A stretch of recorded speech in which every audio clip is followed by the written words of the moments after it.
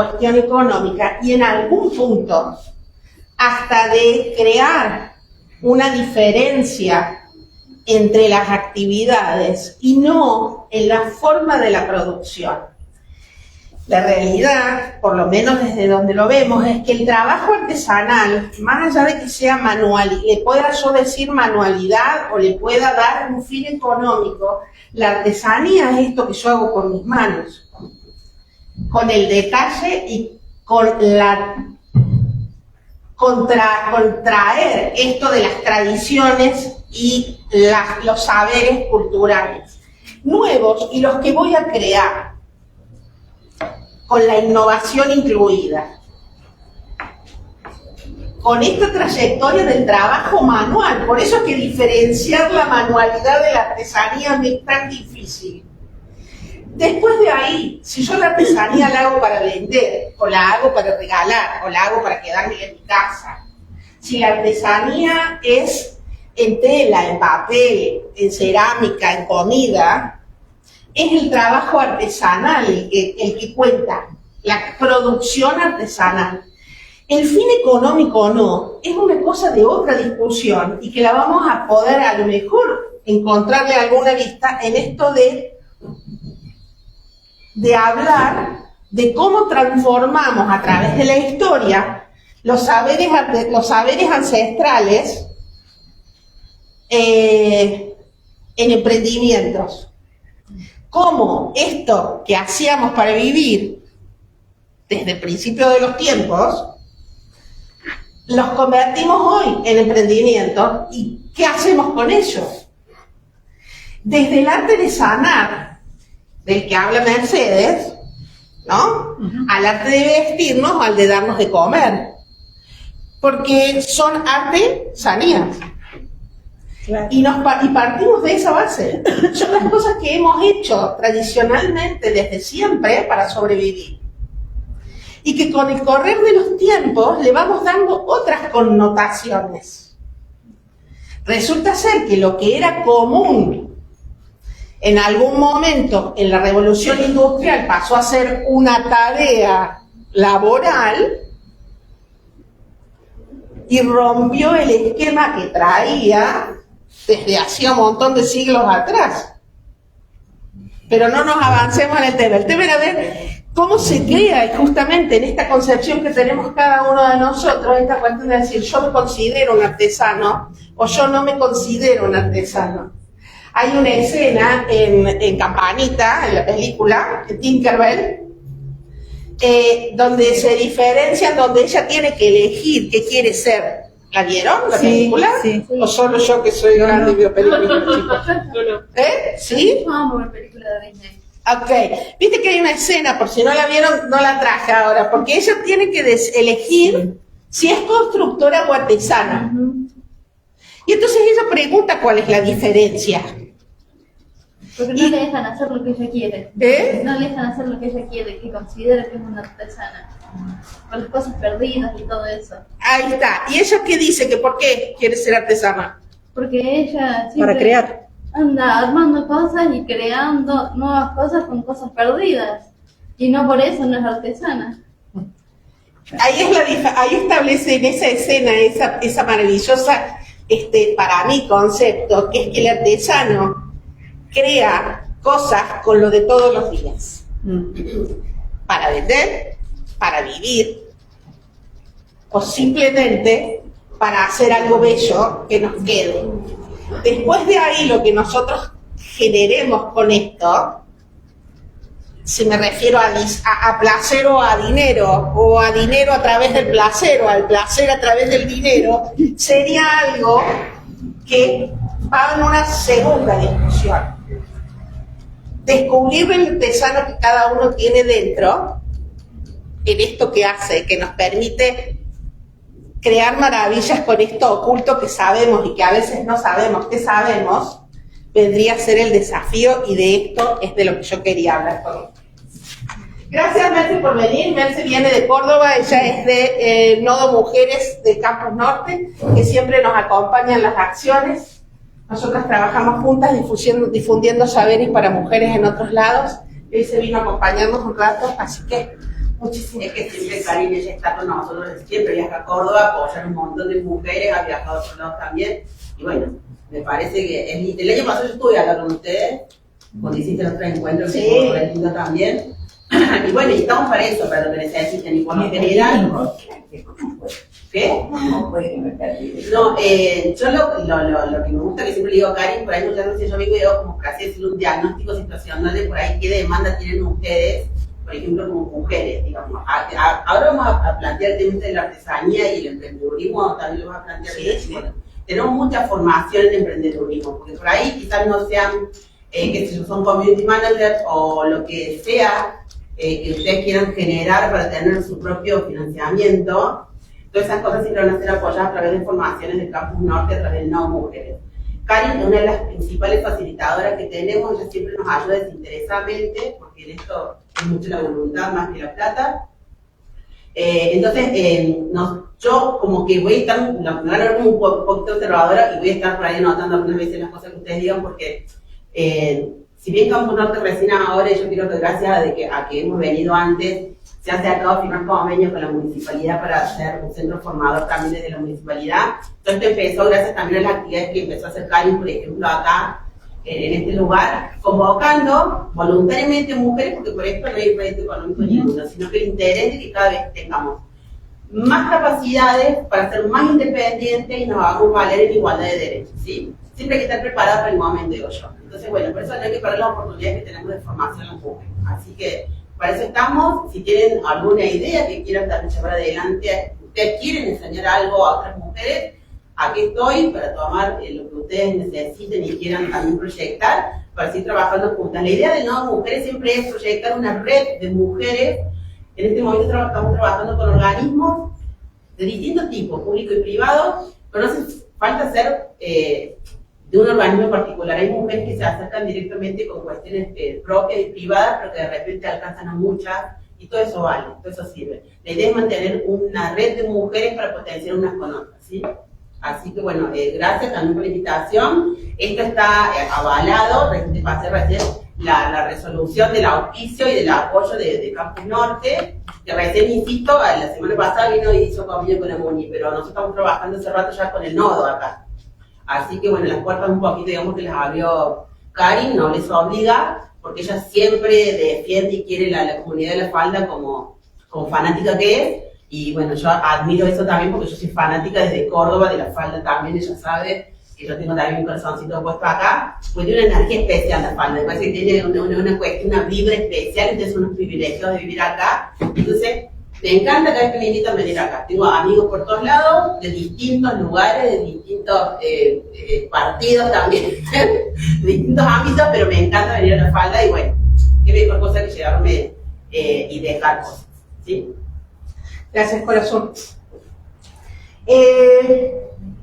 Esta frase me encantó y la voy a poner al final y el cierre, porque me parece un pedazo de mensaje. Emprender es un acto de memoria. Y hoy, que hablamos de esto, de cómo enlazamos los saberes culturales con los emprendimientos, vamos a ver si logramos entender por qué lo digo al principio y por qué me parece que es un buen cierre. Saben que a mí me gusta definir, bueno, los que me conocen más, saben que a mí me gusta siempre definir de qué estamos hablando cuando estamos hablando. Los saberes ancestrales, los emprendimientos y las mujeres me pareció que tenía que ser un cóctel fuerte, porque somos las mujeres las que en nuestra memoria y en nuestro hacer a través de toda la historia somos las que transmitimos y llevamos adelante y conservamos los saberes ancestrales. Y en esto, más allá de que ahora vamos a definir bien de qué se trata o de cómo definen otros los saberes ancestrales, tiene que ver con esto que sabemos, que supimos y que creamos, por eso la cuestión artesanal antes, para poder contener a los nuestros, a las comunidades, desde siempre. desde más allá de nuestra memoria. Viene en nuestra memoria ontogenética y en nuestra memoria filogenética. La traemos a través de la sangre, a través de los genes. La traemos a través de las costumbres, seamos conscientes o no de que las tenemos. Y normalmente hemos podido, también a través de la historia, transformar cada una de estas cosas en algo que sirviera para sacar nuestra familia, nuestra comunidad, nuestro pueblo, nuestro país, nuestra vida adelante. El planeta, sin esta transmisión de conocimiento y de sabiduría, probablemente hubiera desaparecido. ¿Por qué las mujeres? Probablemente porque la respuesta está en haberlo parido. Simplemente con eso. Más allá del parir hijos, es el haber parido el hacer. Es el haber generado este hacer con otro hacer. Y la crianza y la enseñanza, que siempre, a través de la historia, ha sido una misión de las mujeres.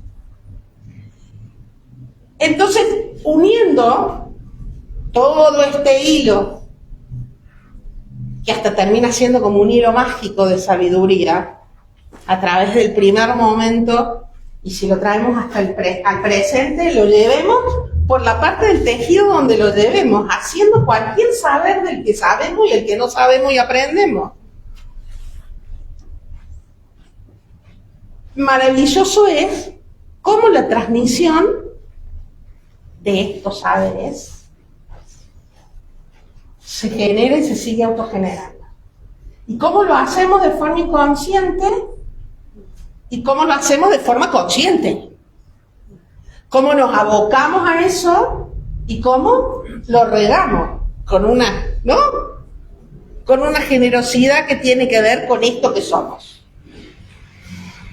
Y no me parecía menos de decir que parece que uno se está mandando la parte de decir lo hacemos las mujeres porque somos las mujeres, porque No, lo hacemos las mujeres porque probablemente sea nuestra misión. O a lo mejor debiéramos intelectualizar que así es. Y cuando tomamos conciencia de esto, podemos aterrizarlo y profesionalizarlo, y ahí sí relacionarlo con esto, porque son los emprendimientos. Y los emprendimientos son el cocinar de todos los días, el sanar o el dirigir un país. Todos y cada uno. Y en conservar nuestros derechos, y en avanzar en nuestros derechos, y en no quedarnos en el debate chiquito de esto. Sí, Ivana. Me surge a través de lo que vos decís como un eje transversal. Siempre la mujer estuvo a cargo de tareas del cuidado. Entonces el cuidado no solamente tiene que ver de una persona, sino también el cuidado de los legados, ¿sí? De las tradiciones orales, de lo religioso, de las artesanías. Me hace acordar mucho cuando uno lee sobre antropología, por ejemplo, de las comunidades originarias, ¿sí? Cómo van transmitiendo un montón de saberes que son, como vos decías, que nacen a partir de las cosas que tienen en su entorno, ¿no? Y eso las diferencia una comunidad de otra en sus características. En mi caso particular, si vos decís de artesanías, yo lo relaciono con la parte textil, o sea, desde sus inicios, cómo se va transmitiendo y cómo se va dando, y también tiene que ver con el cuidado, porque el abrigo tiene que ver, claro, es básico. Es básico, entonces, con estas necesidades. Y justamente a través de esta transversalidad, es que, bueno, si se viera la imagen me encantaría. Bueno, vamos a saber por qué. La imagen que mostraba ahí es que la mitología dice que las moiras son las hacedoras del destino, son las que tejen el destino. No sé si alguna vez vieron, tienen distintos nombres,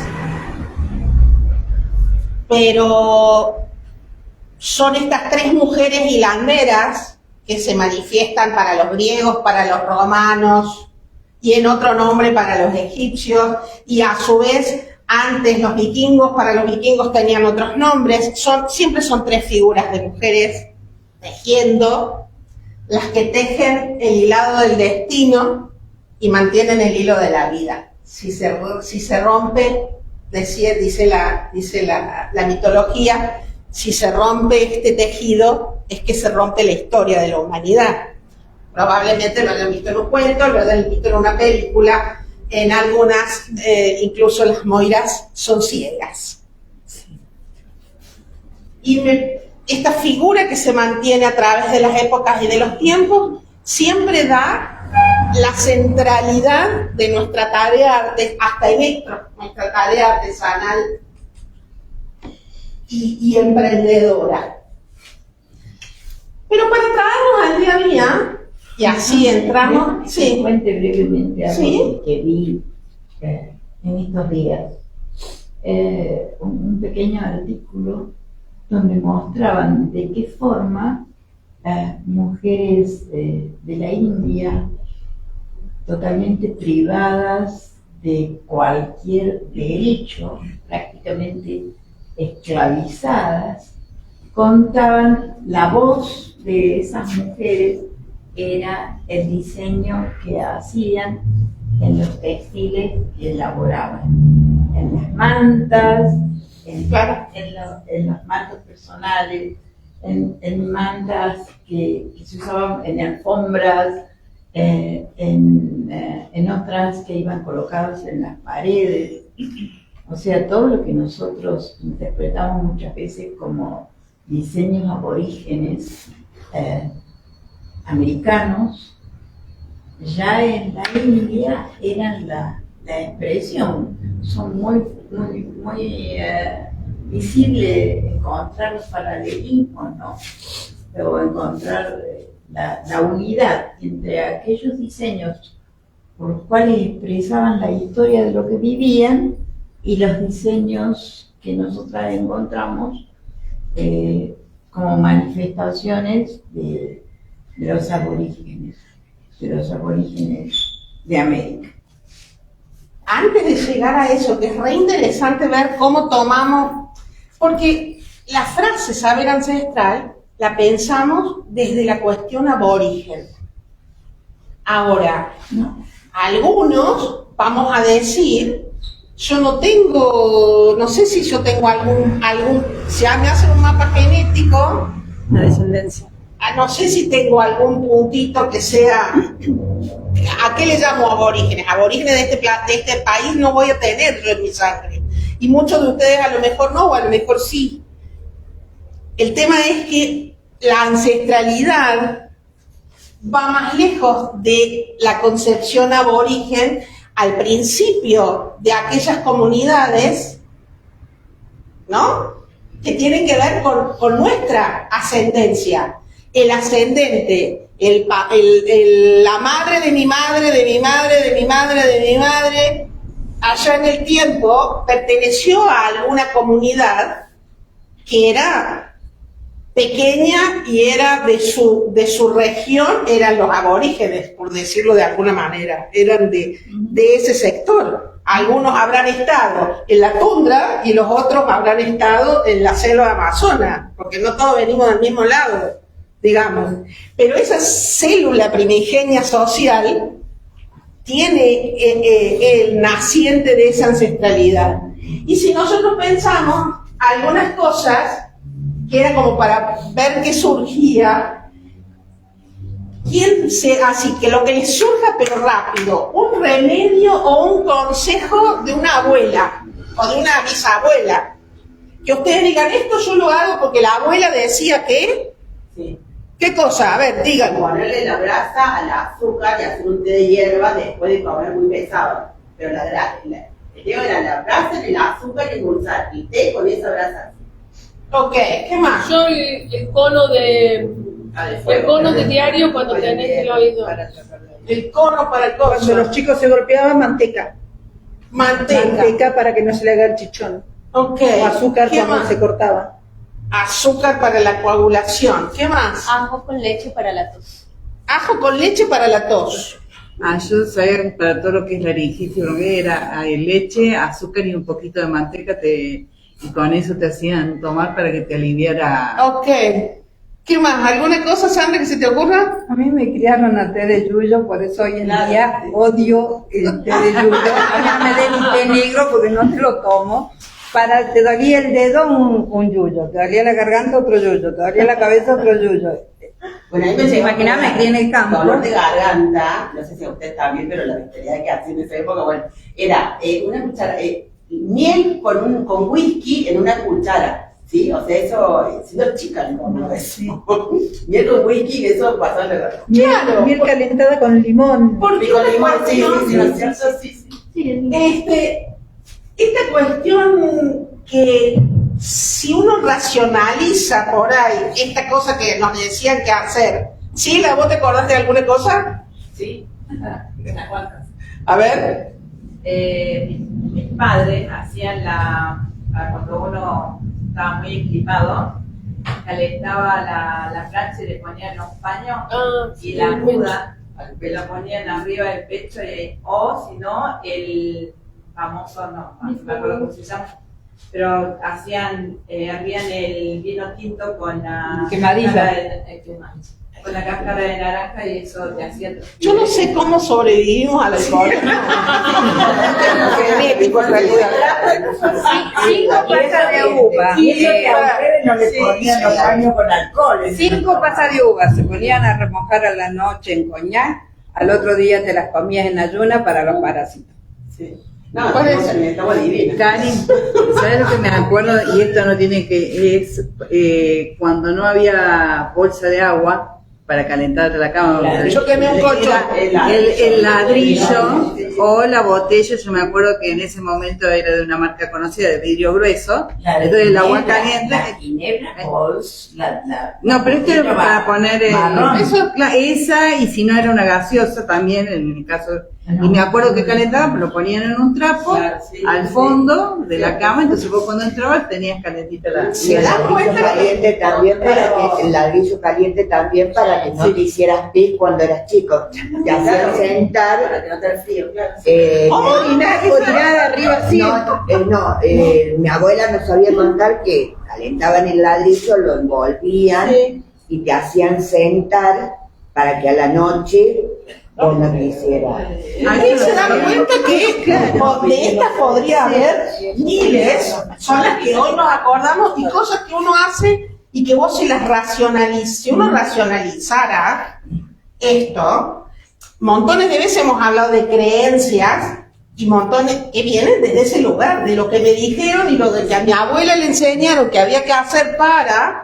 Vos pensás, cuando mi abuela una vez le hicimos un té y resulta que no estaba suficientemente bien hervida el agua, cuando vos no hervís bien el agua, el té te queda con una espumita blanca arriba. Entonces llevamos el té y dijo, no, este té está crudo, háganos. Claro, está. Sé que yo soy una hervidora para hacer que el agua tiene que estar súper bien hervida desde ese momento, ¿no? ¿Puedo traer a la memoria a alguien? Ahora entiendo por qué Nuni sabía cuál era la temperatura justa del mate, Claro. y si se pasaba había que volver, tirar eso y volver a hacerlo. Mira vos dónde viene. No, él además fue profesora y directivo ¿qué mío que historias? la amamos. ¿Qué historias contarían sobre el trabajo de las mujeres de la familia? Que eso también es parte, digamos, eso también es parte de nuestra historia ancestral. Y montones de veces no sabemos a qué se dedicaron, porque las mujeres 3 generaciones atrás, por ejemplo, o 4 generaciones atrás, ¿qué hacían? ¿A qué se dedicaban? Y eso es una tarea interesante de descubrir, porque nos trae muchas cosas que no sabemos de nosotras.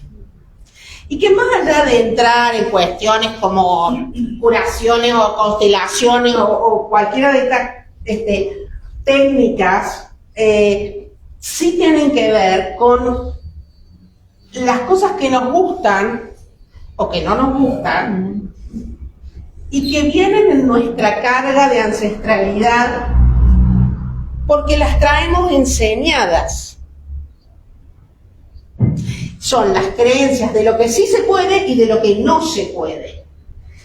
Que la carga familiar a veces es positiva y a veces es muy negativa.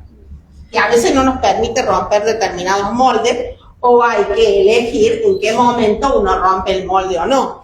En alguna de las charlas, hablando de creencias, yo les he dicho esta cuestión de, iba a decir que, ¿cómo van a salir de mi casa con la camisa arrugada?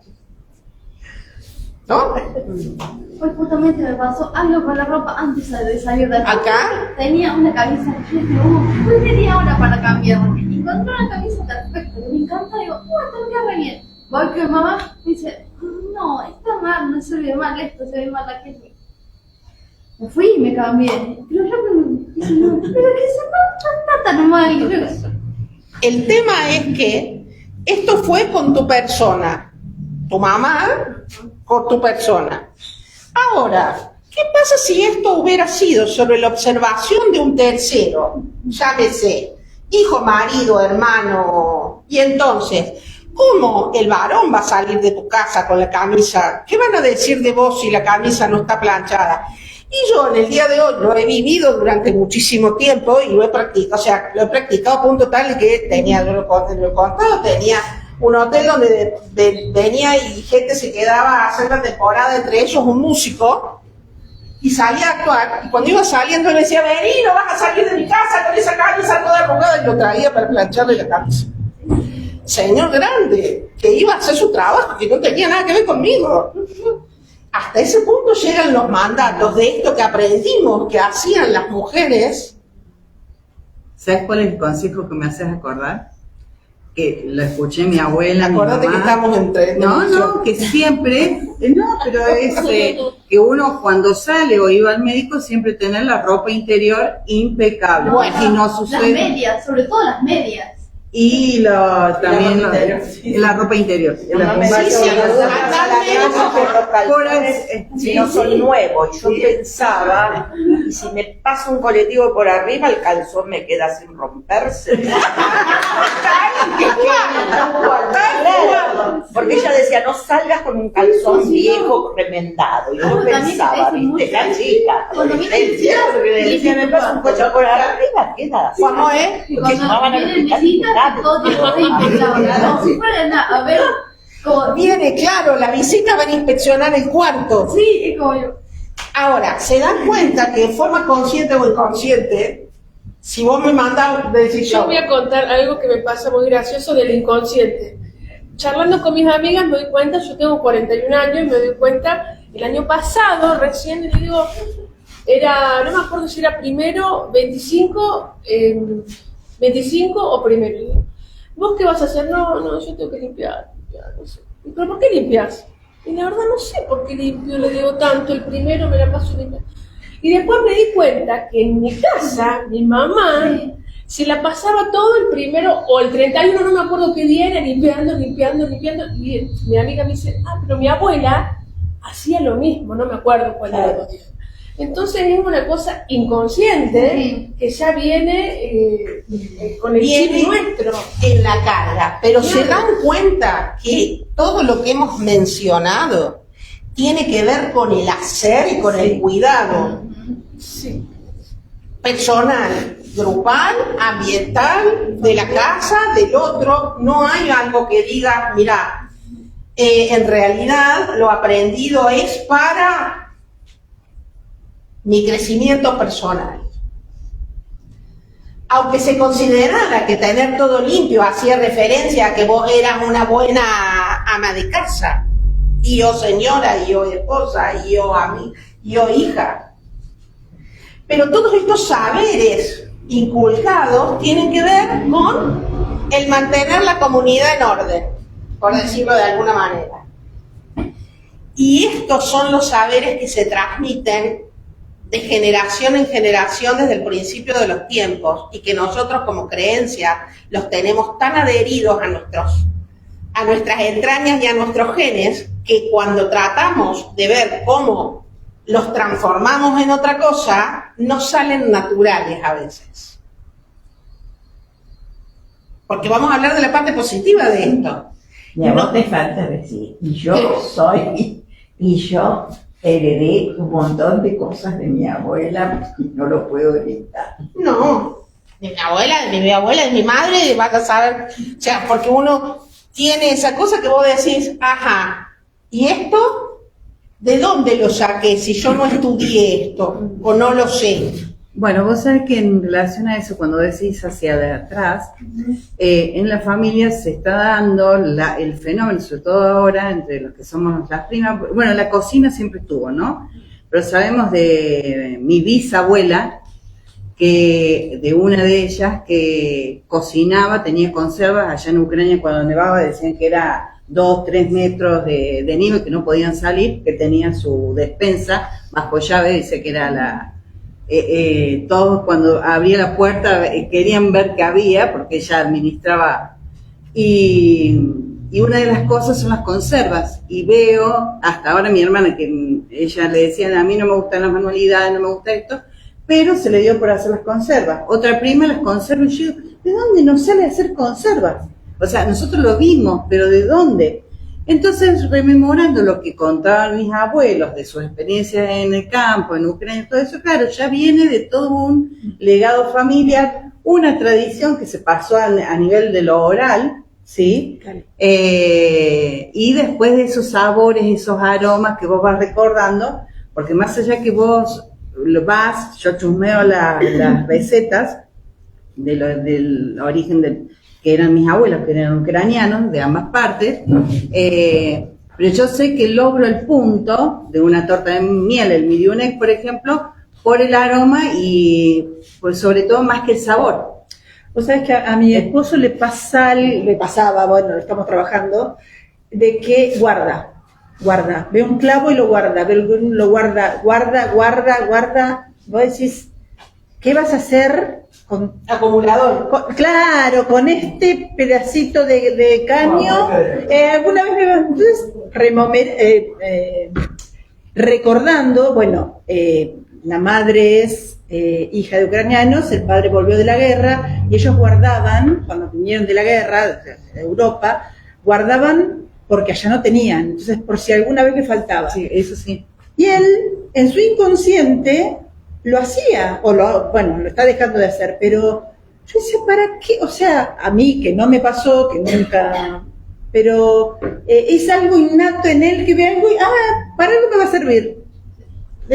Cosas que otra de las en el cosas inconsciente. de posguerra que nos ha quedado, yo me acuerdo de mi abuelo, y muchas veces, más allá de la tendencia genética que nosotros tenemos hacia la obesidad, era come hoy porque mañana no sabes si vas a tener tal cual. Bueno, eso se llama síndrome de posguerra. Y en realidad es muy anterior su estudio, se determinó como parte de terminada la Primera Guerra Mundial, pero después hubo muchos estudios que hacen que sea desde principios de los tiempos. En realidad, todos guardamos en algún punto esta memoria de que hay que guardar, porque el que guarda siempre tiene, ¿no? Y el derrochador no está bien visto, es la fábula de la hormiga y la cigarra, pero además porque hay una cuestión de preservación natural, porque esto, y justamente miren a dónde nos lleva, como si yo las hubiera escuchado antes en las placas, el concepto de sostenibilidad que tiene que ver con esto de lo ancestral y del traspaso del conocimiento es por lejos mucho más antiguo a lo que se dice ahora, o sea, no es nuevo. Ahora es un término que sí, los ecosistemas sostenibles o los emprendimientos como ecosistemas sostenibles son la versión de la innovación.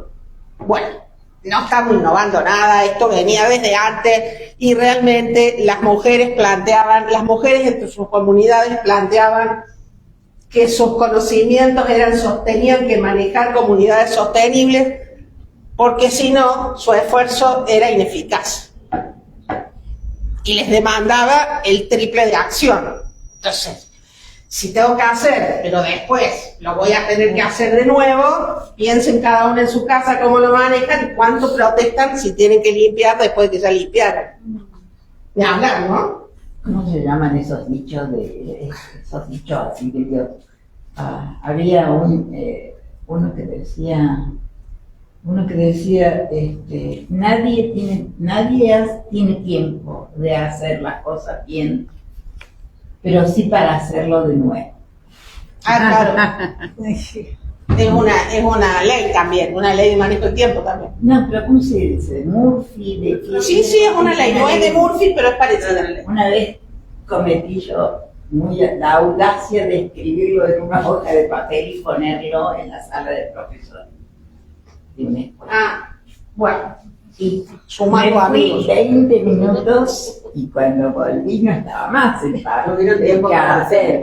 Tuvieron tiempo para sacarlo y tirarlo a la basura. La ironía de la vida. No, todos reclamos sobre eficacia y eficiencia. Sí, también. Bueno, en ese caso mi mamá, mi abuela siempre nos decían, hacer las cosas de primera bien, porque después te queda tiempo para hacer otras cosas. Entonces, si no, lo vas a volver a hacer así, gasta, y lo que vos querés hacer realmente, viste, no más despacio que estoy apurado. Claro, totalmente. Decíamos que los emprendimientos, emprender es un acto de memoria. Y emprender es un acto de memoria relacionado con que nosotras somos conservadoras naturales del patrimonio histórico. Porque porque es lo que decíamos antes, lo llevamos en nuestro actuar, en nuestro hacer, lo desarrollamos y desarrollamos patrimonio histórico siempre trayendo los saberes de antes y creando nuevos saberes. En el momento en el que encuentro una mejor forma de hacer una conserva, mejoro la receta que venía, pero yo la mejoro, estoy haciendo un patrimonio a futuro, estoy mejorando en esta innovación algo. Con lo cual, esta misión que yo les decía antes, hasta de un hilo mágico, si quieren tomarlo, y de un quehacer simultáneo, permanente, nos hace, como dentro de la mitología, las hacedoras del destino. Sin que esto signifique que estamos hablando mal de nadie. No va a faltar el que diga, no, lo que pasa es que vos hablas solo de las mujeres. No. Estamos hablando de diferenciación de roles. Una cosa es el que crea y otra cosa es el que ejecuta. Las mujeres tenemos como misión generalmente crear y ejecutar. Y otros solo ejecutan la memoria. Nosotras tenemos y hemos tenido a través de la historia una misión de generarla la historia. De ser la que mantiene la red de la historia. De ser quien cría la red. Quien la cría y quien la crea. O al revés, quien la crea y quien la cría.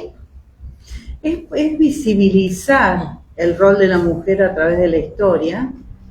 Desde este lugar también me surge de fecundidad, o sea, fecundo en un montón de cosas, de sembrar, de cosechar, porque si nosotros vemos dentro de los mandatos, a veces pasan en situaciones familiares, en comunidades, donde, como vos decías recién de este caso de estas mujeres lamentablemente esclavizadas, que ellas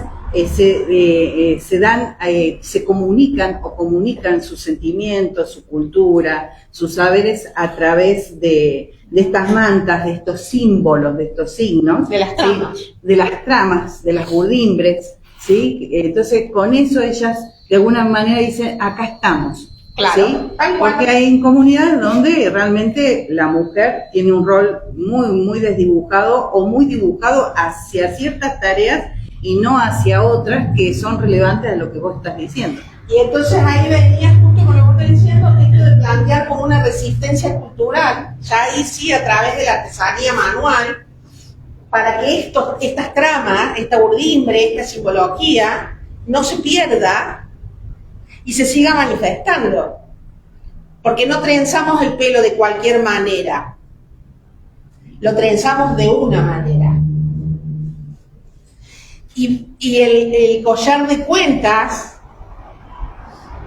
y la manualidad para ese vestidito y la mantilla tejida para el bebé y Los tantas canutillos, los canutitos y esta receta del pan y esta receta, mil detalles, son como una resistencia cultural que no importa lo que la tecnología avance y sin ir en contra de la tecnología, mientras nuestros conocimientos puedan, lo que decíamos en la reunión pasada, ¿no? Mientras sean nuestros conocimientos los que además se sumen y contribuyan a alimentar el conocimiento tecnológico, hacen que esta resistencia cultural se mantenga. Vos sabés que, dando un ejemplo, y en el sentido de que yo he hecho diseño de moda, antes de que salgan las carreras, ¿no? Pero en todo lo que es el arte textil, estaba escuchando de los diseñadores que la mirada de Europa, Estados Unidos, está puesta, por ejemplo, en Latinoamérica. Porque en diseñadores, antes era diseño de autor, ¿sí? Pero ahora se llaman diseñadores emergentes. ¿Pero por qué? Porque rescatan justamente estos saberes ancestrales entre las tramas, los tejidos, la simbología, las pinturas, ¿sí? Diseños que no están industrializados a gran escala, sino que son, cada prenda termina siendo una obra de arte, por Una decirlo, artesanía. una artesanía. Entonces, y me acuerdo que mi emprendimiento, lo trabajaba con mi mamá, yo cosía y hacíamos vestido de novia y hacíamos vestido de 15 y todas esas cuestiones. El momento que era la máquina recta y aguja e hilo, nada más, no todas las máquinas que hay ahora, que uno puede tener un montón, ¿no? A mano. Y me acuerdo de presentar los vestidos, de usarlos todo, y me decían, ¡ay, qué hermoso que está! Parece comprado. Claro. Entonces yo decía, ¿cómo comprado? Si está hecho todo, digamos, puesto uno, porque uno le pone a lo que hace mucho amor a eso, ¿no? Pero bueno, hasta que digamos, asumí que era un elogio. Porque para la gente era decir, bueno, como era tan perfecto. ¿Cómo se llamó la marca del polvo de las tortas? Que cambió la concepción. ¿Era Blancaflor? La marca de la El Roche. No, ese cambio, exquisita. Yo te digo, ¿cómo está la torta? Exquisita. Es comprada. Claro. Como si la receta hubiera venido en esta diferenciación. ¿Por qué? Porque hubo un momento en que si yo tengo el poder adquisitivo de comprarlo en un negocio, tenía una calidad distinta y lo artesanal dentro de este concepto capitalista. Si lo hacías en casa. Que si lo hacías en casa. Claro. Entonces, como nosotros lo que estamos haciendo es el camino a la inversa, ¿no? Y el mundo en realidad hace el camino a la inversa, hoy, si yo te digo que es industrial y te digo que es casero, Es más caro. lo casero es mejor porque en realidad conserva lo natural. Y el Químicos. ¿Eh? No tiene químicos. O no tiene químicos o alguna cosa que en realidad también pasa a ser como hasta El sabor. Pero el trabajo también, porque en el caso, por ejemplo, de ella, no lleva el mismo trabajo, el mismo tiempo hacerlo a mano que si lo haces en una fábrica. Entonces eso le tiene que dar un valor extra al trabajo. Ok. En lo monetario, ¿no? Y la pregunta sería, en la fábrica, ¿quién lo hace? Las máquinas. No, personas que manejan las máquinas. Depende, pero pueden ¿de qué estamos hacerlo hablando? en cantidad. por ejemplo, quizás ella, un vestido, ¿cuánto te lleva hacer un vestido de novia? Y si lo querés hacer bien, mínimo entre un mes largo. Claro.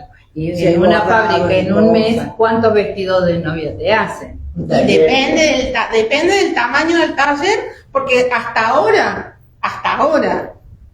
no hay ninguna fábrica donde vos digas quiero un vestido y entre tipo dibujito animado por acá y salga un replicador, un vestido hecho. En el medio hay 1, 2, 3, 5 hombres, mujeres, demás que cortan, cosen, planchan, coso, bordan. O sea, hay productos que sí. A mí me da la sensación esa, de que si yo me pongo a hacer un vestido, me va a llevar mucho más tiempo de que si me lo fabrico. Mira, yo te voy a contar algo de la realidad.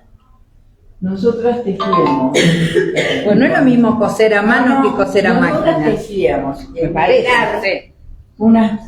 unos chales de hilo de seda finísimos. Y otro negocio vendía unos idénticos tejidos en telares mecánicos en alta gracia. Y tuvimos que dejar de hacerlos, porque no se podía comparar el precio de la prenda hecha a mano con el tiempo que llevaba. Imagínense un hilo del grosor de aproximadamente, no sé, 4 hebras de hilo de coser, de las cuales poníamos 2 hebras juntas, a veces 3. Y bueno, tuvimos que dejar de hacerlo porque no se valoraba el trabajo, porque la gente solamente, claro, porque el producto estaba terminado y era idéntico al hecho a máquina. Y el hecho a máquina costaba la mitad de lo que costaba el hecho a máquina. Es lo mismo pasa. Claro, con porque el lo que tejido hicieron a rosa máquina y con el seguramente tejido hicieron crochet. 2, mientras usted hizo 1, ellos pudieron hacer 2 y más también, No, entonces quizás por nosotros eso hacíamos me uno, parece, ellos no sé, hacían- muy buena idea de 10. costuras. La revolución industrial y la evolución de las máquinas trajo eso, pero no estamos hablando de ahora, estamos hablando de 1800. No, en el 1820, porque viste, en eso nos enseñaron mal en la escuela. En 1820, la primera aplicación de la mecánica a vapor no es la famosa máquina, la máquina del tren, no es la primera en la No, es un locomotora. telar. Es Es un telar. en los telares, en los telares en Inglaterra, en un telar que hasta tenía nombre propio, ¿no? Se llamaba Old Jenny. Allí es donde se aplica por primera vez la mecánica de la máquina de vapor, en el Old Jenny.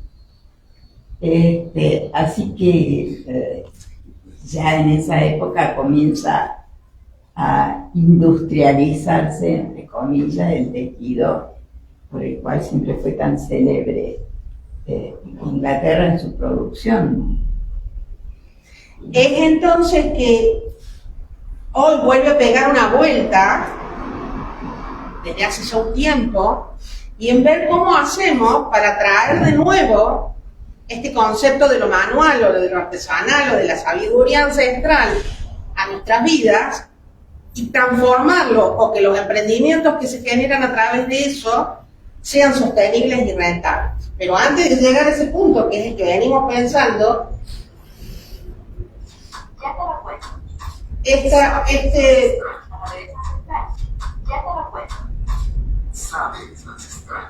¿se escucha? Los saberes ancestrales son un conjunto de conocimientos, prácticas y tradiciones de los pueblos indígenas y comunidades originarias. No están incluidos en el sistema educativo formal y se transfieren de generación en generación de manera oral a través de historias, mitos, leyendas y experiencias anecdóticas de los ancianos. Están enraizados profundamente en la cosmovisión de las comunidades indígenas, reflejando su relación sustentable con la naturaleza y el entorno. Los saberes originarios resguardan el conocimiento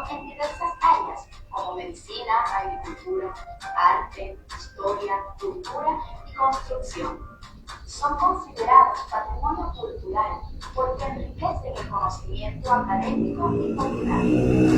Los modelos ancestrales representan una oportunidad para resolver catástrofes de la modernidad, como la basura, que simplemente no existe en la naturaleza y en las comunidades indígenas originarias. Soy Pia Roa. Busca nuestras redes, comenta y comparte. Saberes ancestrales.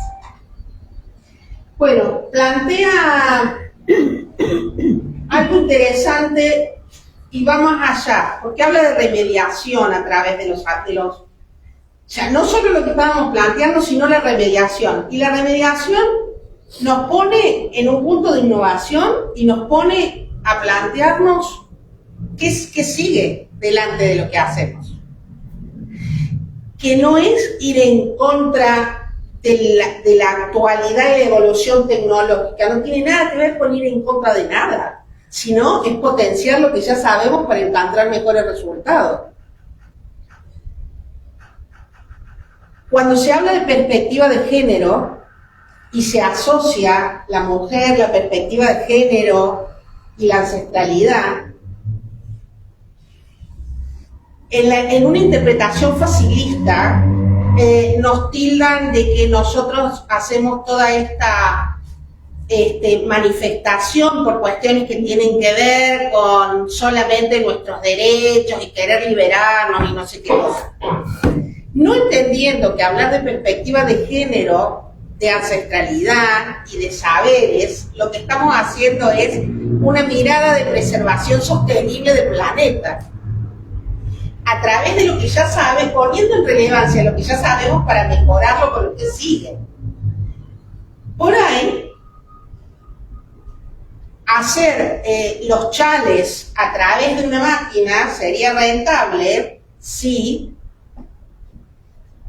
no fuéramos en contra de la tarea de nadie, o si esta competencia terminara siendo legal y leal en algo que hace años hay un movimiento a nivel mundial que se llama pago justo, ¿no? Que una persona que hace una tarea reciba un pago adecuado en relación a la tarea que hace, y que es desleal si compite con la máquina. Siempre va a ser desleal porque la máquina tiene otra. Y ahora, si además de eso la máquina no necesitara una cantidad de agua, de combustible, o hiciera un daño al planeta, donde perderíamos entonces esta perspectiva que hace que planteemos cosas sostenibles y sustentables. No en desmedro, sino a favor de.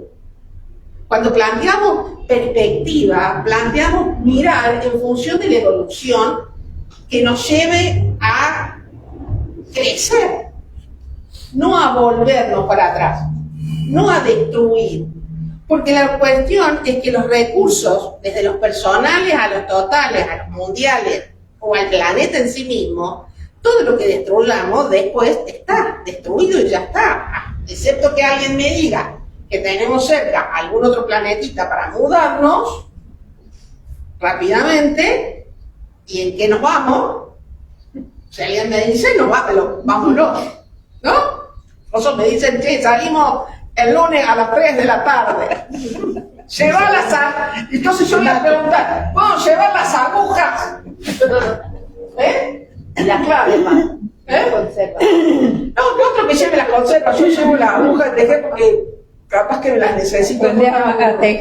Capaz que aprendes a tejer en ese momento. No, si yo sé tejer, yo tejo de... Nosotras somos tejedoras, eso no pasa. Pensé que era para aprender a tejer. No, pero puedo enseñarle a alguien, o puedo hacer un tendedero con las agujas, o una antena para hacer la comunicación, o cualquier otra cosa que se me ocurra. La tiene para todo, hasta para cocinar, mira, para todo. Vamos a ver esto que hace otro video cortito que es interesante lo que plantea. Hola a todos, bienvenidos a Algo que Saber. ¿Sabías que durante el Neolítico surgieron innovaciones que revolucionaron la vida diaria? Perdón. Hoy hablaremos sobre 3 avances clave de esta época: la cerámica, el tejido y el almacenamiento de alimentos.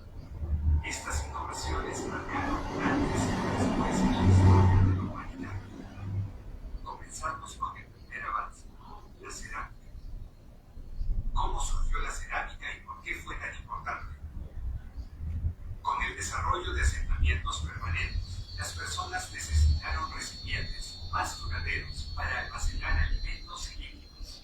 Así nació la cerámica, una técnica que permitió moldear y conservar para crear utensilios resistentes.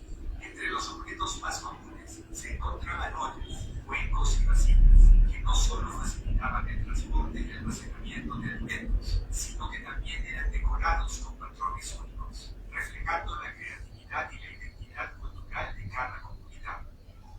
¿Y cómo se compara con la actualidad? Hoy, la cerámica sigue siendo fundamental en nuestra vida diaria. Aunque los materiales y las técnicas han evolucionado, todavía usamos platos, tazas y otros objetos que derivan de las ideas creadas durante el Neolítico. Incluso los diseños artísticos de entonces inspiran piezas modernas.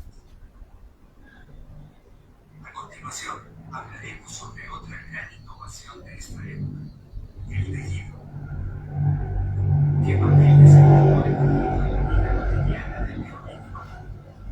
Durante el Neolítico, las personas comenzaron a utilizar fibras naturales, como lana y lino, para confeccionar ropa, mantas y otros objetos textiles. El uso de herramientas como telares permitió crear tejidos más complejos y resistentes, adaptándose a las necesidades del clima y del trabajo diario. Estas prendas y tejidos no solo mejoraron la calidad de vida, sino que también simbolizaban el avance hacia una sociedad más organizada. ¿Cómo se compara con la actualidad? Hoy, el tejido sigue siendo una industria esencial, aunque se ha mecanizado y globalizado. Los textiles modernos usan fibras sintéticas y naturales, y las técnicas de diseño son mucho más avanzadas. Sin embargo, la base del tejido, como el uso de telares, tiene su origen en las prácticas desarrolladas durante el Neolítico. Por último, hablaremos sobre el almacenamiento de alimentos, una innovación fundamental para la vida sedentaria. ¿Cómo cambió el almacenamiento de alimentos la organización de las comunidades? Las comunidades del Neolítico comenzaron a construir graneros y almacenes subterráneos, diseñados para proteger los excedentes de cosechas de plagas y del deterioro. Este sistema de almacenamiento permitió a las personas planificar mejor sus recursos, asegurando alimentos durante las estaciones más difíciles. Además, el excedente alimentario fomentó el comercio entre comunidades y permitió el desarrollo de estructuras sociales más complejas. ¿Cómo se compara con la actualidad? Hoy, contamos con tecnologías avanzadas para almacenar alimentos, como refrigeradores y sistemas de conservación que garantizan frescura por más tiempo. Sin embargo, la idea básica de planificar y proteger los recursos sigue siendo tan importante como lo fue durante el Neolítico. ¿Qué impacto tuvieron estas innovaciones en la humanidad? La cerámica, el tejido y el almacenamiento de alimentos marcaron una transformación radical en la forma de vida durante el Neolítico. Estas innovaciones no solo facilitaron la vida diaria, sino que también contribuyeron al desarrollo cultural, social y económico de las primeras comunidades humanas. ¿Cómo podemos valorar estas innovaciones hoy en día? Estas soluciones prácticas no solo mejoraron la calidad de vida, también sentaron las bases para las sociedades organizadas y la economía que conocemos hoy. Al comparar estos avances con las tecnologías modernas, vemos cómo muchas de las ideas de los primeros humanos siguen siendo relevantes. La cerámica, el tejido y el almacenamiento no solo reflejan la creatividad y la adaptación al entorno de esas comunidades, sino que además reflejan nuestra capacidad para continuar evolucionando y perfeccionando lo que heredamos de nuestros antepasados. Así, podemos concluir que las innovaciones del Neolítico no fueron solo un producto de su tiempo, sino un legado que continúa influyendo en nuestra vida diaria. Hoy, seguimos beneficiándonos de estas ideas que nacieron miles de años atrás. Ahora queremos saber tu opinión. ¿Cuál de estas innovaciones crees que tuvo el mayor impacto en nuestra historia? Ok, si uno, o sea, pareciera que hubiéramos estado dándole letra al video, porque no es que el video solo redondeó en imágenes lo que veníamos charlando, inclusive en cada una de las cosas que mencionamos, porque hablamos hablamos exactamente de los mismos temas antes de verlo, con lo cual se comprueba que las sapiencias las teníamos absolutamente antes en nuestra charla, sin guiarlo y sin nada. Y llegamos a plantearnos cómo estas actividades ancestrales, los tejidos, la medicina y la soberanía alimentaria, hoy llamada soberanía alimentaria, en el traspaso al emprendimiento moderno podemos hablar de moda, de diseño de interiores, de cosmética, de fisioterapia, de medicina, de gastronomía de origen o de superfoods, digamos, en un extremo, ¿no? Porque recién decía Ivana, diseño de origen, y los otros son los cafés gourmet, y las otras son la comida molecular, y sin embargo es nada más que el desarrollo o la regeneración de la misma técnica desarrollada desde el primer momento, que vamos buscándole y encontrándole la vuelta para que sea más atractiva para el mercado. Y el mercado a su vez va poniendo diferentes reglas para ver cómo nosotros podemos manejar y que sea más o menos exitoso de acuerdo a los parámetros de ese mercado, que es el que nos está planteando la cosa. En algún momento el mercado planteaba que si era industrial era mejor, y si lo compraba en una cajita y hacía la torta en la cajita agregándole la leche, iba a ser más rica que la que estaba hecha por mamá o por la abuela.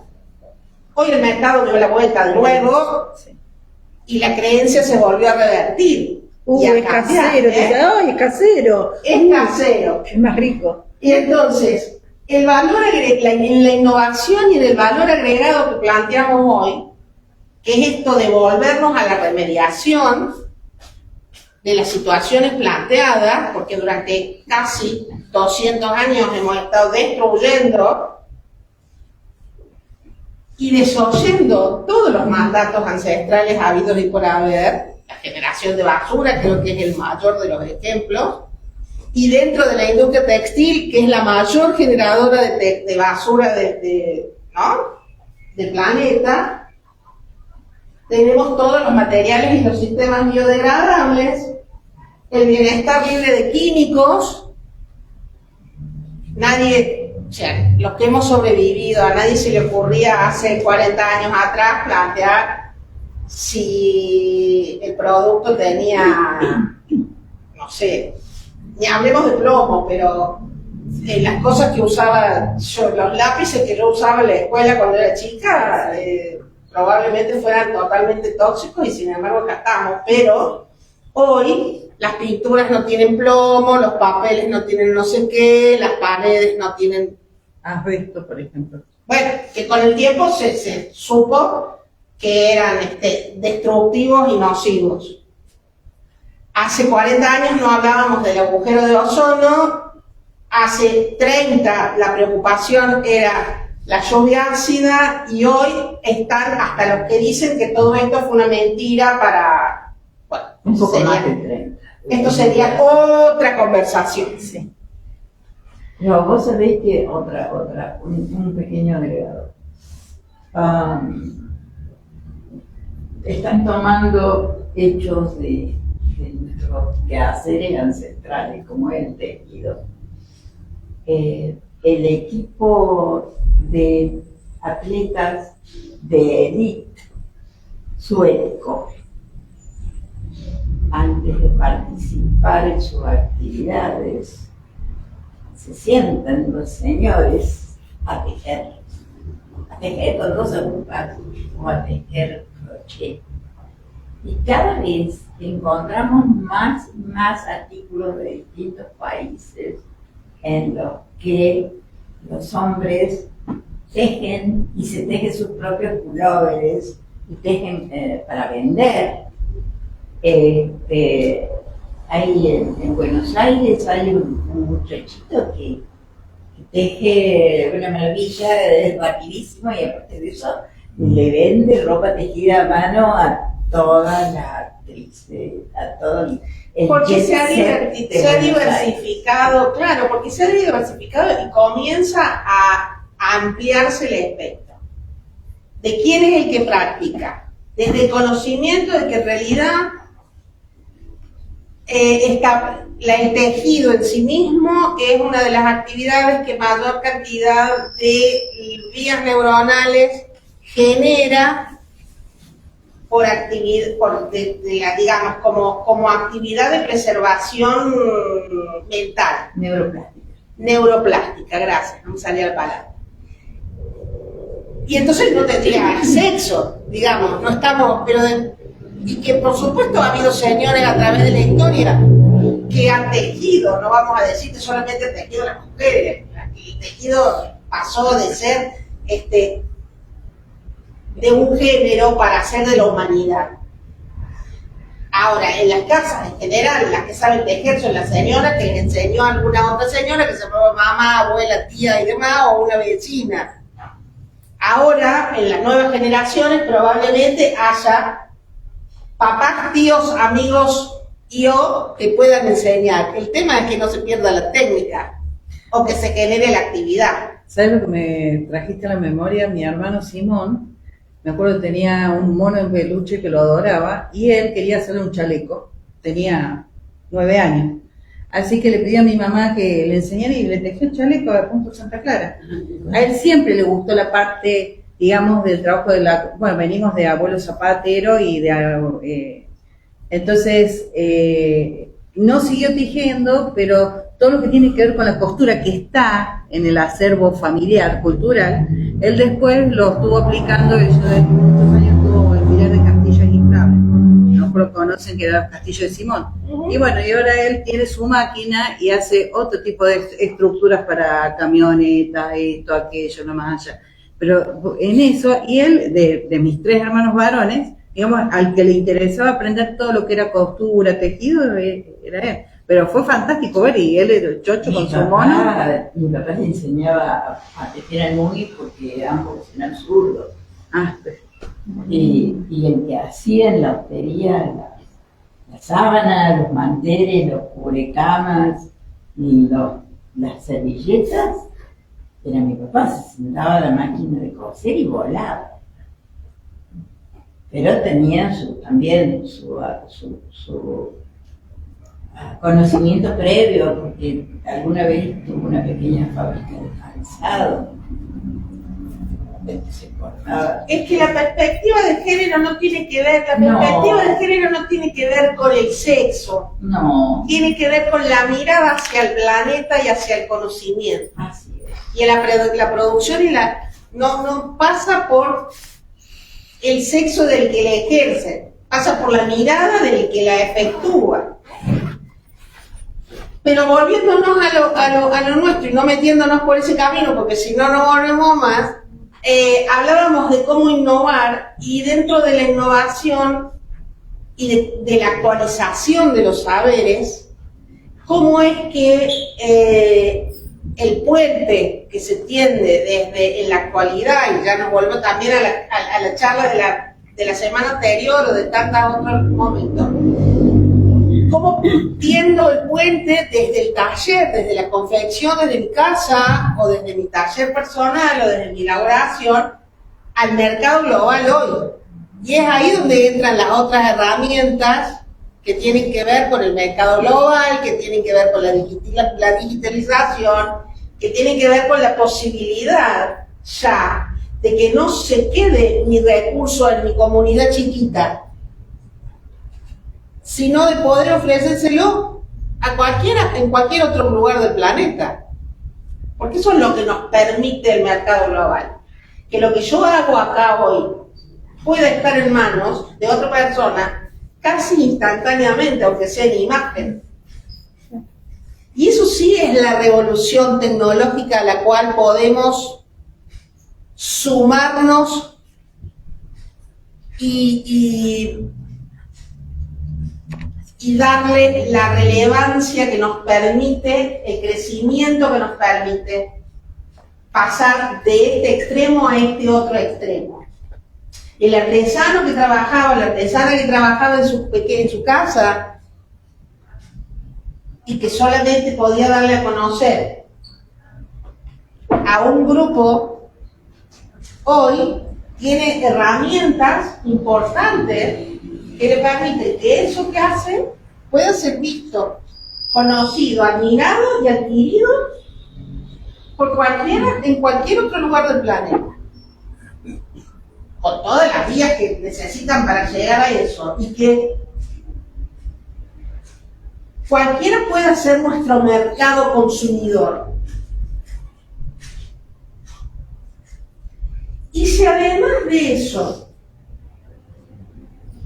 le agregamos que hoy las herramientas nos permiten lo que se llama un sistema colaborativo, y es que podemos trabajar en conjunto entre alguien que está acá y otra persona que está, por ejemplo, en la creación de contenidos. Alguien está acá y otra persona está en México. No sé, yo tengo una compañía de trabajo que está en México, y otro puede estar en España, y otro puede estar en Alemania. Los sistemas colaborativos nos permiten la creación de contenidos en forma simultánea a través de estas herramientas, que son las tecnológicas, y que tienen un gran grado de artesanía también, y nos permiten el crecimiento y la transmisión de los saberes ancestrales a través de estas herramientas. O sea que no es que lo hecho en casa se queda hecho en casa porque solamente es a fuego e hilado hecho a mano. Puedo trasladarlo a lo tecnológico. Puedo mostrar una cosa en otro ámbito y tener el mismo valor. Al contrario, va a tener un valor agregado, que es incorporarle siempre el grado de valor del hecho en casa, del hecho a mano, del hecho artesanal. Este valor social y cultural que tiene, que es que lo hago yo. Use la máquina que use en el medio, porque yo también puedo usar una herramienta que colabore en esto, pero lo estoy produciendo desde otro lugar y con una serie de cuidados, que es esta perspectiva que le voy dando, la transmisión de los saberes, el cuidado de los elementos, la conservación del planeta, la amorosidad. Pues cuando yo cuento mi historia, y de ahí va una palabra que a lo mejor la escucharon mencionar varias veces, que es el storytelling,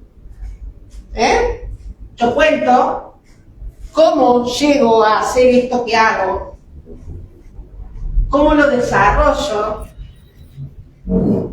por qué de esta manera y no de esta otra, cuál es mi mensaje en esto que hago, que no es lo mismo que he hecho de otra manera,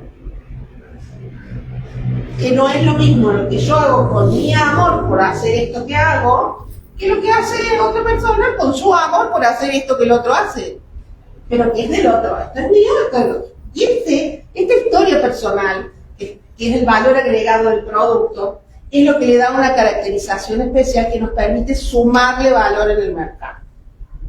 E ir desde mi tallercito a un mercado global.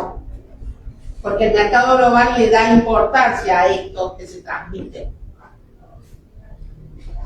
Y que todavía nosotras, desde nuestros lugares, no terminamos de entender la importancia que esto tiene. No es que no lo entendamos, tal vez no le damos no lo validamos. Por eso, al entender me refiero a darle una aplicación concreta y a estar convencidos de eso. Cuando me convenzo, puedo convencer al otro de esto que sé. Y entonces ahí volvemos a algo que me encantó también esta frase, y que el futuro es ancestral. Por eso yo les decía que somos creadores de patrimonio, y traigo la historia y la pongo en el futuro. Había un libro muy lindo que se llamaba Volver al futuro. Sí.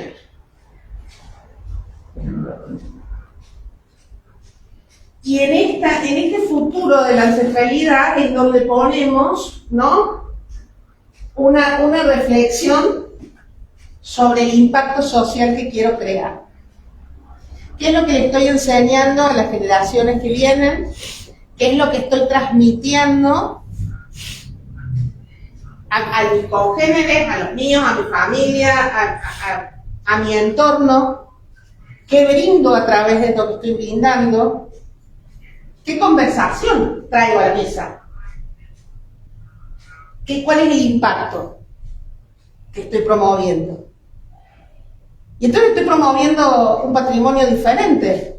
Estoy generando un futuro a partir de esto que hago hoy.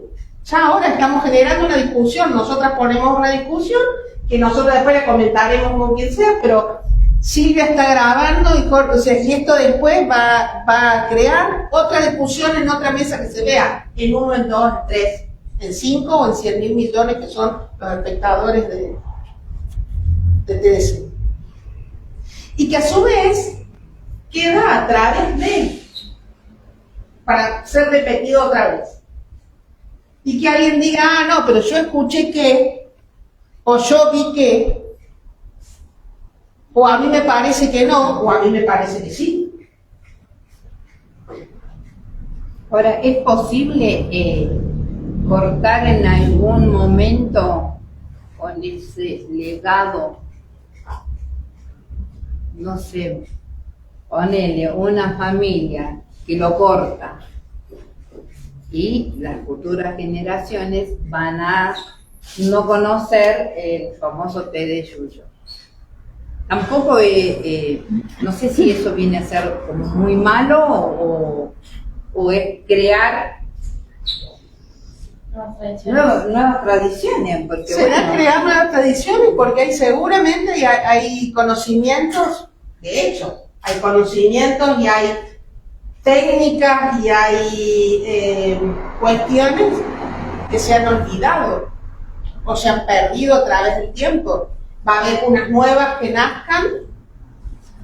No todas yo entiendo que no todos los legados, no todas las creencias son positivas, a veces podemos transformarlas. Los adultos tenemos la posibilidad de decidir cuándo una creencia nos está afectando y cambiarla, ¿no? Las mujeres tienen que quedarse en su casa a trabajar porque el trabajo es de una creencia que no estaría siendo real y no nos estaría sirviendo.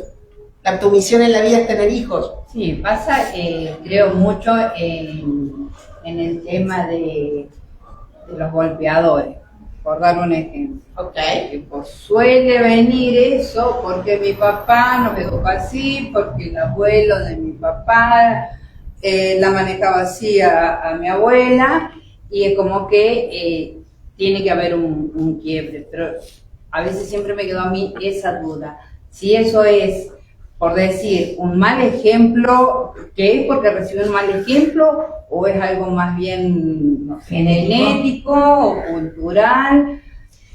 Porque hay personas que logran romper eso.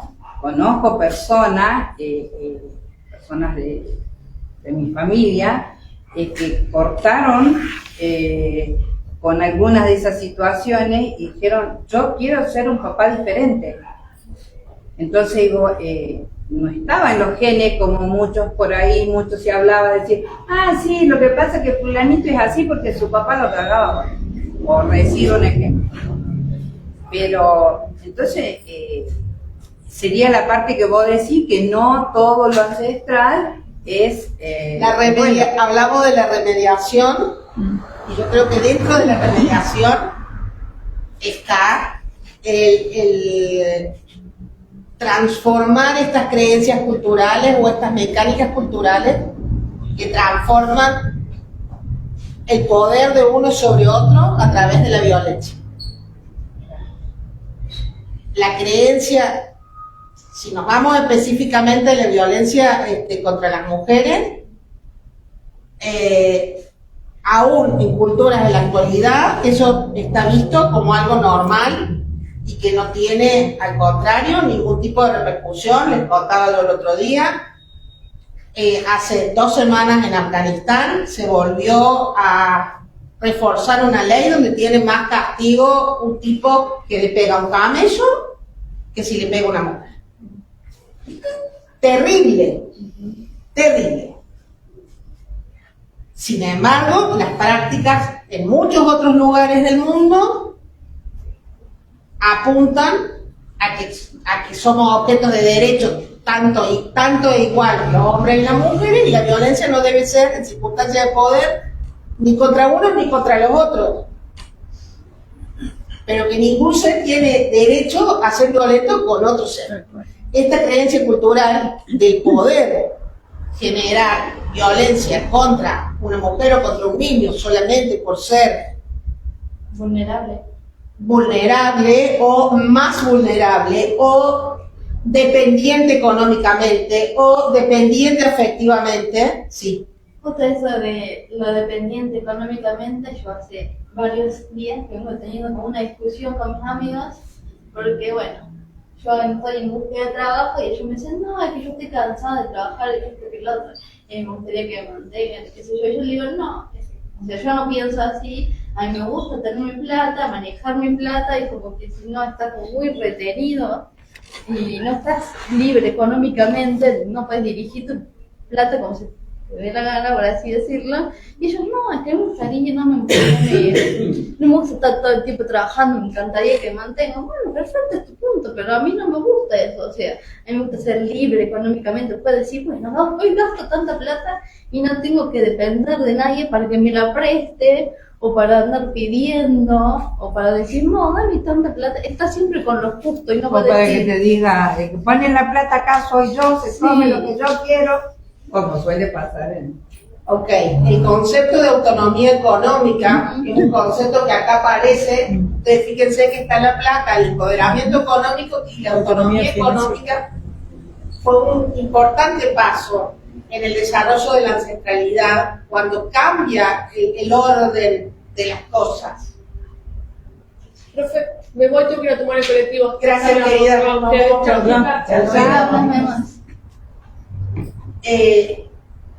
Lograr que las comunidades y los individuos tengan su autonomía económica y su empoderamiento económico tiene que ver con esta libertad de la que vos estás hablando y con la posibilidad de romper con el engrame, sí, de que la mujer se tiene que quedar en la casa y el hombre trae la plata. Del sometimiento económico, que es en muchos casos una de las partes de la producción de la violencia. De hecho, si nos volvemos al principio de los tiempos, no al principio de los tiempos, sino al principio del festejo, de esta conmemoración, y de por qué decimos que no es un festejo el Día de la Mujer, es porque justamente las mujeres que mueren en este taller mueren encerradas, quemadas, encerradas por un poder económico, en este caso por un jefe que para que no se movieran de su taller las encierra. No era una cuestión rara, era una cuestión cotidiana que esto sucediera. Y ha sucedido a lo largo de la historia. Y sucede actualmente. Y sucede actualmente. Y hay otro hecho así, casi del mismo nivel, ¿no es cierto?, de las obreras de 1800. En la época de Franco, en España, 12 costureras fueron matadas, así, fueron asesinadas, simplemente, y fueron arrojadas a una fosa común, y al exhumarlas hace relativamente poco encontraron en un resto de bolsillo un dedal de hierro. ¿Y qué pedían? Pedían poder coser sentadas.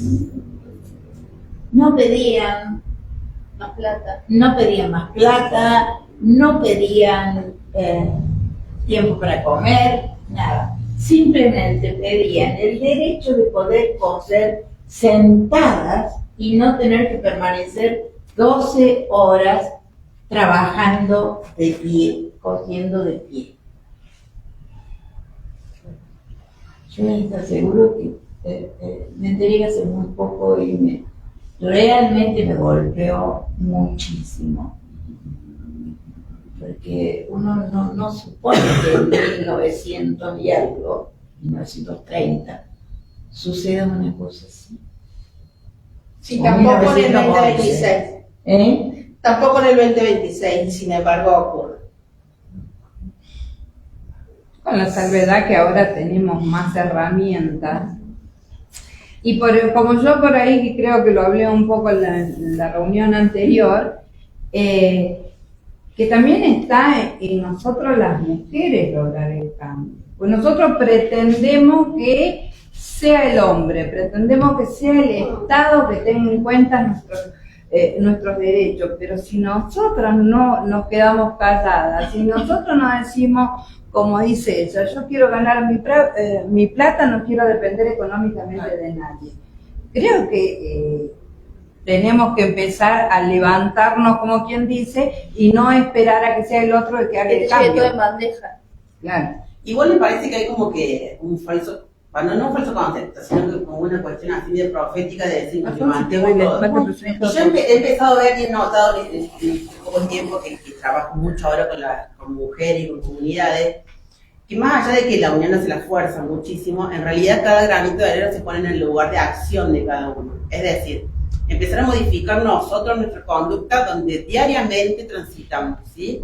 El no y el pedir la igualdad desde el lugar de acción, no esperar a tener a la otra, sino empezar a creernos que merecemos ese respeto y ese derecho.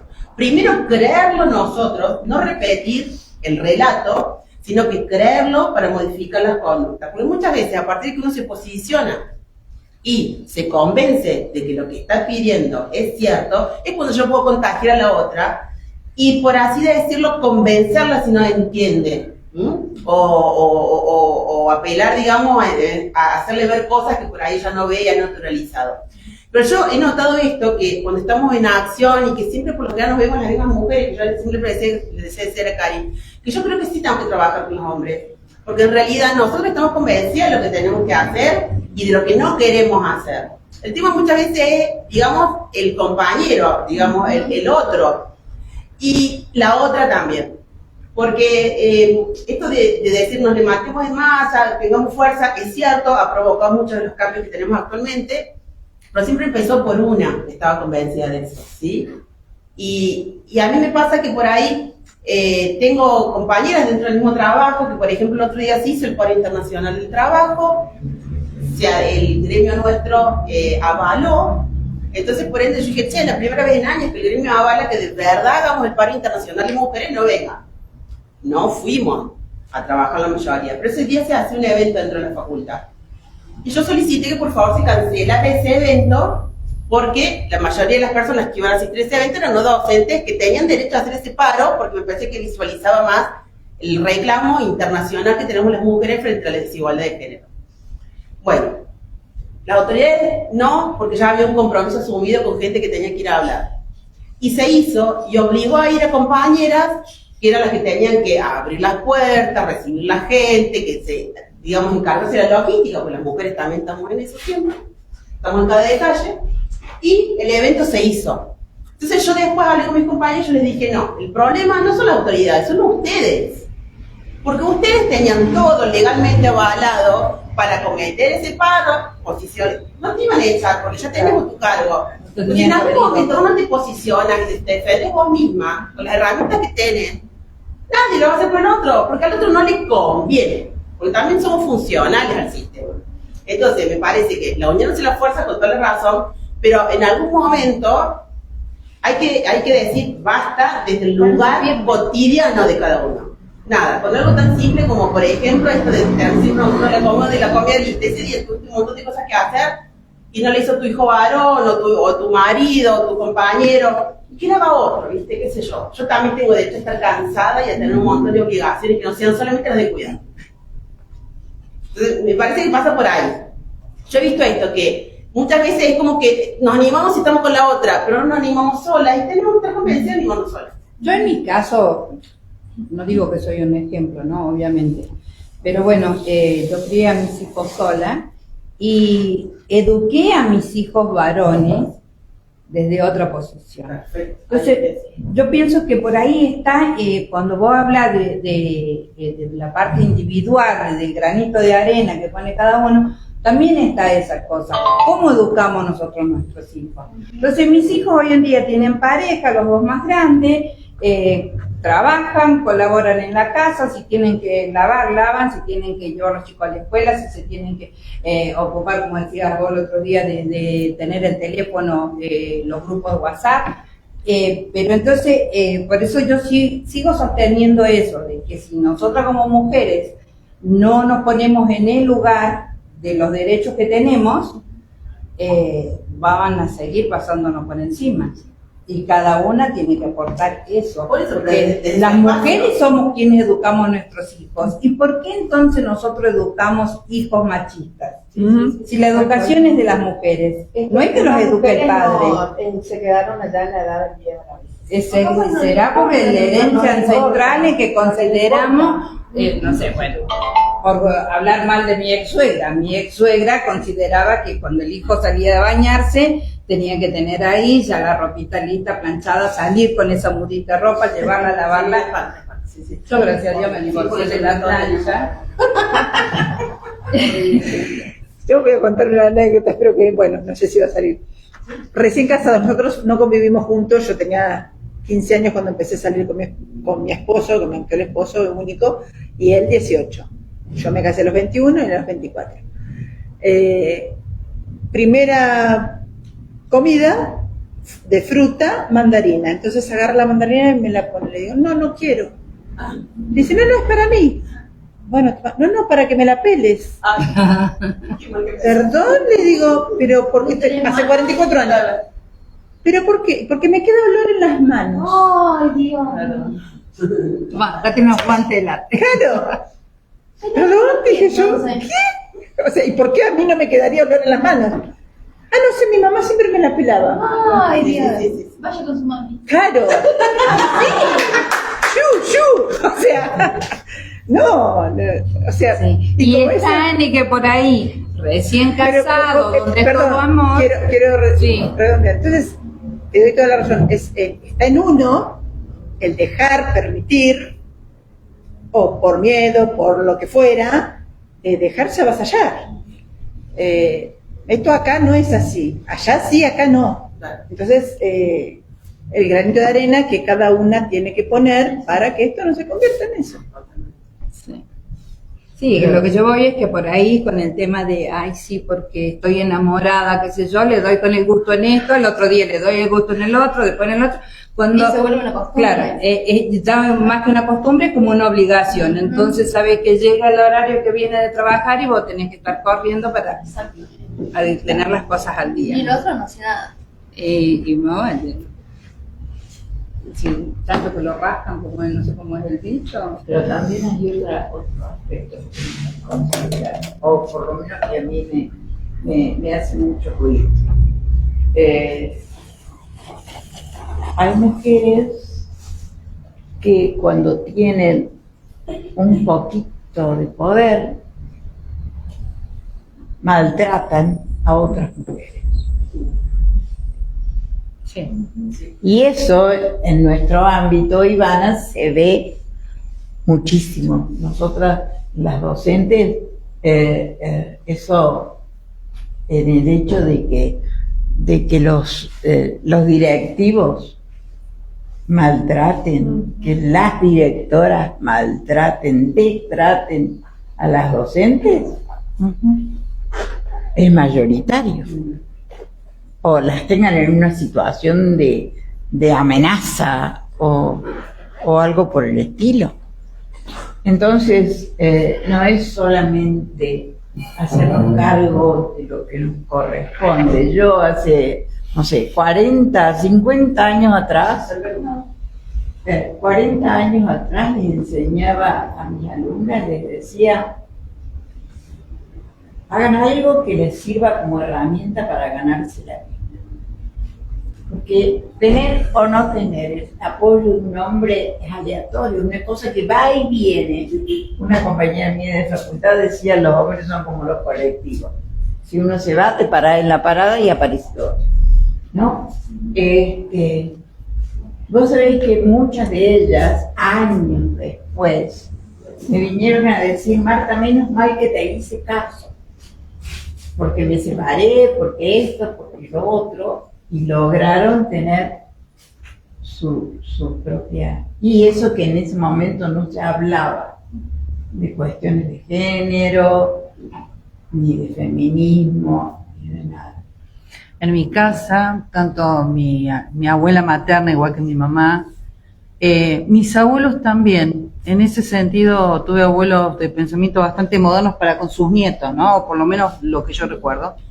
Siempre decían, tengan un trabajo porque no saben en su vida qué cosas van a poder transitar. En este caso hablas de una pareja, otras hemos sido solteras, a lo mejor hemos tenido pareja, pero otras hemos ayudado, ¿sí? Y acompañado a la familia durante todo el proceso, a nuestros padres, a nuestros hermanos, sobrinos, o hasta acompañado a otras personas gracias al labor, al trabajo, y uno va transmitiendo. O sea, son muchas las cuestiones que uno no sabe en la vida que te puede tocar.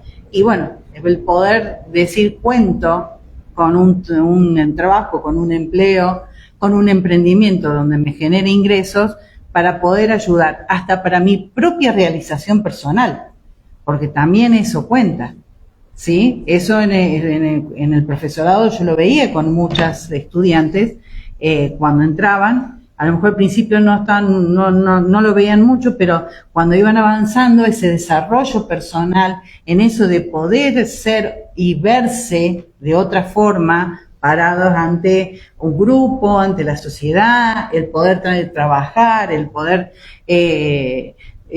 visibilizarse desde las potencialidades que tiene también, de lo que puede dar. Entonces eso también es importante. Totalmente. Por eso es que la innovación, que tantas veces se menciona como la creación de algo distinto, y en realidad la innovación es la recreación, la recreación, con lo cual nos volvemos al concepto inicial de artesanía y nos volvemos a esta cuestión de emprender desde los haceres que sabemos para formularnos justamente formas distintas o mejores que nos sirvan, que nos pongan en valor, que nos redimensionen este aspecto del hacer, que acá se puede mencionar como hecho a mano porque viene desde lo propio, hecho a mano porque es lo que yo hago, ¿no? Hecho por mí. Y con la suma, con el agregado, con la innovación de lo que yo le pongo para contribuir, para romper lo que nos sirve, para crear lo que necesitamos, para recrear la metodología educativa para que esto que sale de mi entorno salga mejorado. Porque al fin y al cabo es eso. Al fin y al cabo es mejorar mi entorno porque, ¿no? Mejoro mi casa, mejoro la cuadra, mejoro el barrio. Viene desde uno hacia el resto. Por eso que cuando vos decías se puede cambiar, yo estoy una convencida de que se puede transformar todo. La palabra cambiar es diferente porque cambiar es lo saco de acá y lo pongo acá. Eso es cambiar. Transformar es modificar. Y nosotros somos modificadores. Y una de las cuestiones que nos trae esto de, valga la redundancia, traer lo ancestral al presente, es que todas estas creencias y estos saberes han sido transformadores de realidades. Fue el tejido el que le permitió a la humanidad llegarse y le sigue permitiendo fue el conservar el alimento el que le permitió no morirse de hambre antes y después de cada una de las guerras.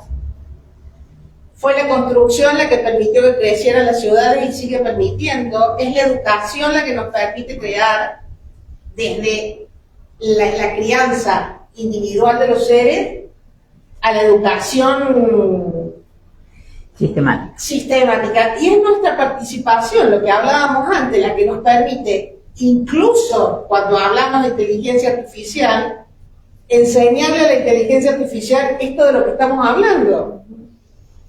Porque si no, este niño chico, que es la tecnología, sale con mala crianza, sale con los conocimientos cambiados, con lo que le enseñó su papá. Sale con lo que le enseñó solamente, y en cambio nosotros podemos, justamente, participando, no quedando en esto, no, bueno, pero yo no sé si me sale, no sé si puedo, no sé si... No, vamos, enseñarle cada uno su parte. Que la verdad no es una sola, la verdad es el aporte de la verdad, la suma de la verdad de todos. Por lo cual, este pequeño o gran aporte que cada uno hace desde su mirada particular, en sus saberes, que son individuales, que son los que nos trajeron a cada uno de nosotros hasta acá, hacen a lo que le podemos enseñar al resto y al crecimiento. Con el valor, que era lo que decían también, todas ustedes lo dijeron de una manera o de la otra, de tomar la convicción individual y el compromiso individual. Pero además de eso, de fortalecernos en lo general y en lo social y en lo comunitario. Porque no nos sirve de a uno. No es de a uno que se generan los cambios, o sea, es de a uno que se generan los cambios, no es de a uno que se mantienen, es en lo comunitario lo que se cambia. Así que yo les agradezco el haber venido a charlar de estos temas muchísimo. Espero que esta memoria que en este mes une, ¿no? La memoria de lo que alguna vez nos pasó, la memoria de lo que nos está pasando, para que no nos pase más. Porque los derechos adquiridos nadie garantiza que duren. Ha costado mucho que nos reconozcan los derechos. Cuesta mucho todos los días sostenerlos. No tener memoria es una falta de respeto hacia nosotras mismas. Y emprender todos los días lo que hacemos es un acto de memoria. Muchísimas gracias, chicas.